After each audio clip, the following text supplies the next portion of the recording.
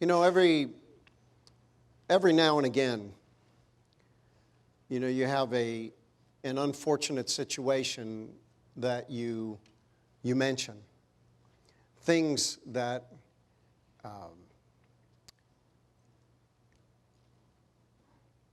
that on one hand bring you great sadness, but on the other hand bring you great joy. Isn't that true? This past week, a very faithful and wonderful man passed away from the church. Bob Mestis passed away this past week. And so that's Bob. You remember Bob. And Bob and Lorie, you guys have been married for how long? 20 years. For 20 years. I remember that well, actually. I remember that very, very well. But Bob got to be, now here's the happy part of it. I'm thinking about, to be absent from the body is to be present with the Lord. Now, I'm thinking about this. I'm standing here almost crying, and he's standing there rejoicing. I haven't figured that out yet, how all of that works, but I do know this, that because you and I are fortunate enough that one day we also will be standing there rejoicing. And so remember today that you can stop and just see Lorie and Elliot here and just say that Bob was a great man, because he was. Now let me ask you a question. I mean, this is really important, but who here has ever needed help? If you needed help. Now, well, let me ask you, but who here has never needed help? But now, who here has ever helped someone through a difficult time? Have you? I mean, that's really something. But now here's another level. Who here has helped someone that you've never even known through a difficult time? Isn't that funny how that life continues to go on? We get help, and then all of a sudden we help someone we know, but then we have the privilege of being able to help someone that we don't even know. Man, that's absolutely amazing to me. But now, I want to talk to you for just a few moments about helping. What it means to really help. Have you ever just needed help? I mean, someone to reach a hand out to you, someone to say, hey, can you help? How many of you say no when someone says, I need help? Anybody? I mean, let's not all rush. No, because we don't.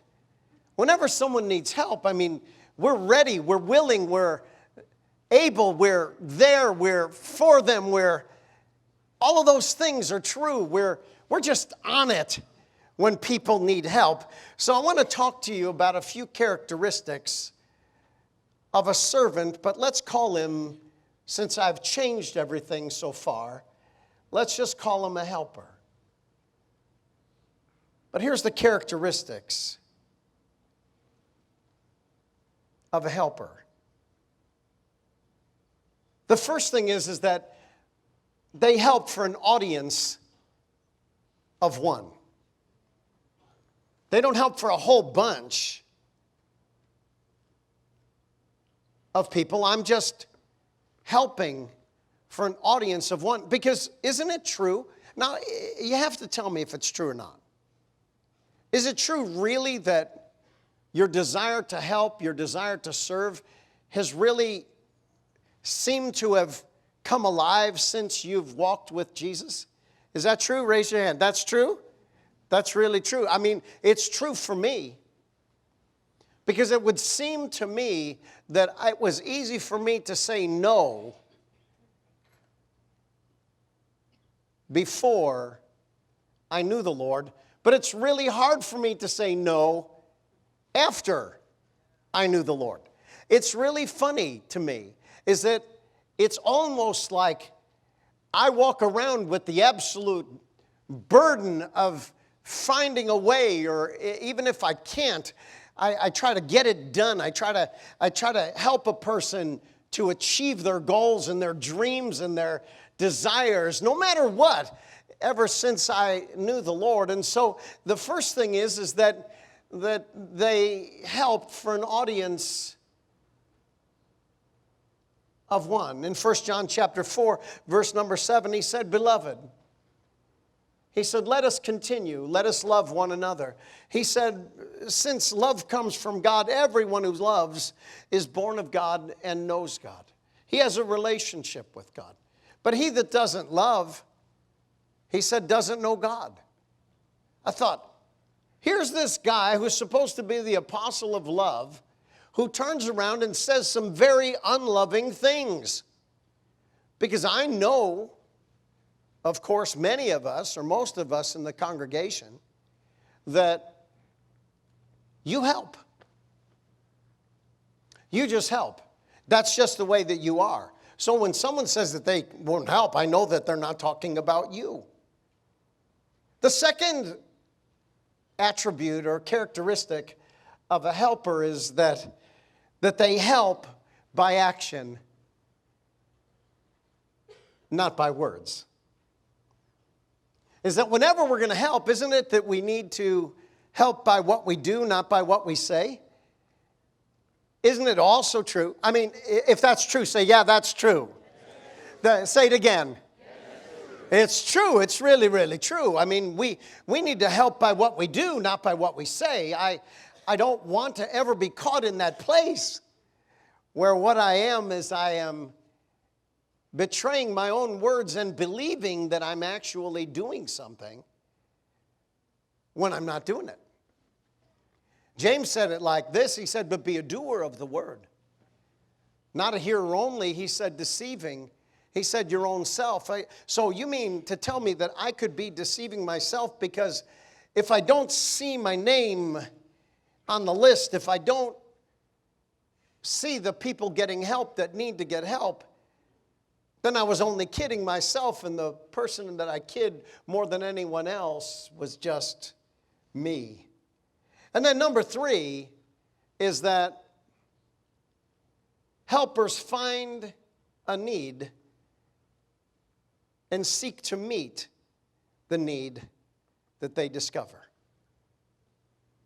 They seek to find it. And when they find it, they actually want to meet the need that they found.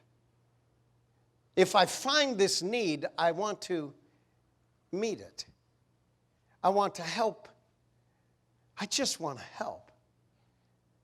If help means time, I help. If help means my finances, I do what I can to help.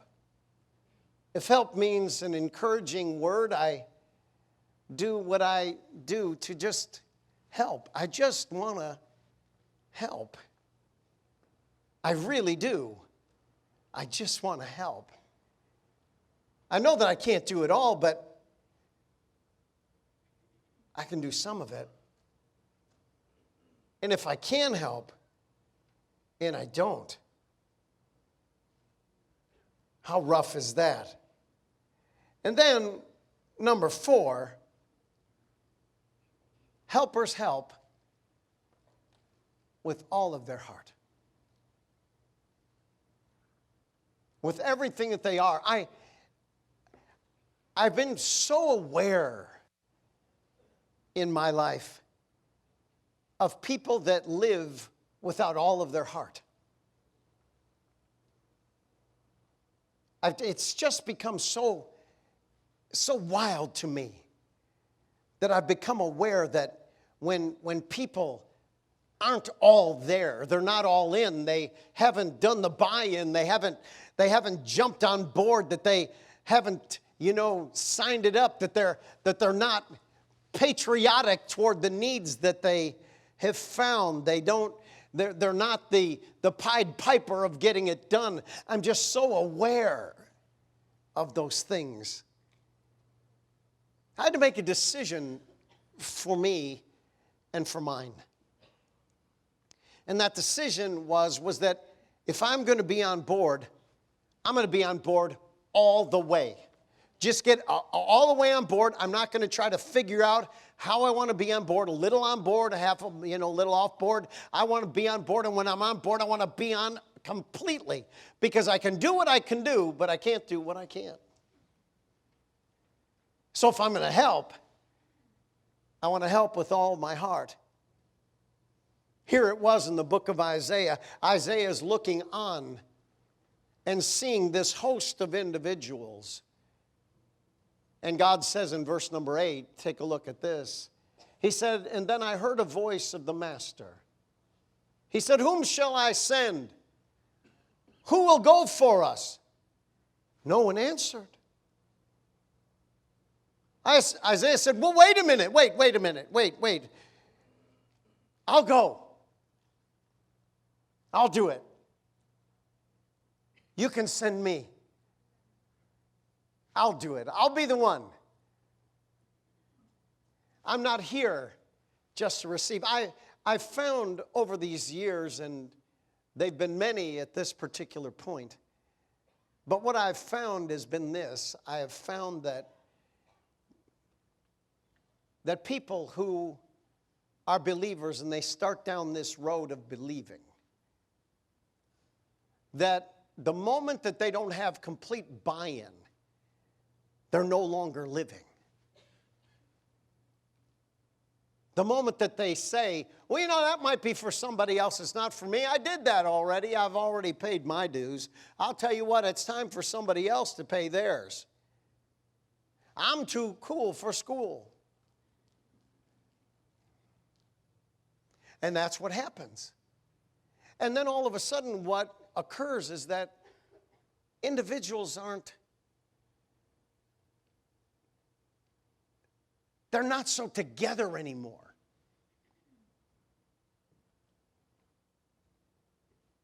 How much faith do you need to be in to believe God? All of it. If you're going to believe God, you better believe God. I mean, you just can't say, well, I agree. I agree. That doesn't work. Agreeing doesn't work. It only works when what I do is that I work it. I can't actually, people say, well, that doesn't work for me. I know. And the reason why is because what I've learned is I've learned the religious part of the walk with God. I haven't learned the reality part of the walk with God. The religious part is that, hey, I go to church. Hey, I tell people I'm a Christian. Hey, I do what I got to do and I get by. Hey, I want to make sure everybody, thinks that this is what I really believe. And, I really do. I mean, I really do believe it. I really, really do. But yet at the same time, I live absolutely frustrated over the fact that my expector inside me is negative. I mean, it's just negative. It's like, remember, a battery only has two charges. It's got a positive charge and a negative charge. And in life, attitudes are the same way. They're only positive or negative. They're not anything else. Well, I kind of feel okay. There's not an okay with God. There's no okay. You're either on or you're off. How many of you have discovered that you're either on or off when it comes to God? I mean, I've just wave at me if that's true. I want you to talk to me about this because it's important for us to know. I need to know if this is real, how can we get this done as quickly and easily as we want. So number 5, and lastly, is this. Helpers do all as unto the Lord, for they know that God is their only rewarder. I'm not looking at anyone else to reward me. I'm not looking at you to reward me. I'm not looking at an organization to reward me. He that sees me in secret will reward me openly. In the book of Ephesians chapter 6, verse number 8, the Bible says, knowing this, that whatsoever good thing any man does, the same shall he receive of the Lord. Would I act differently if I really believed that?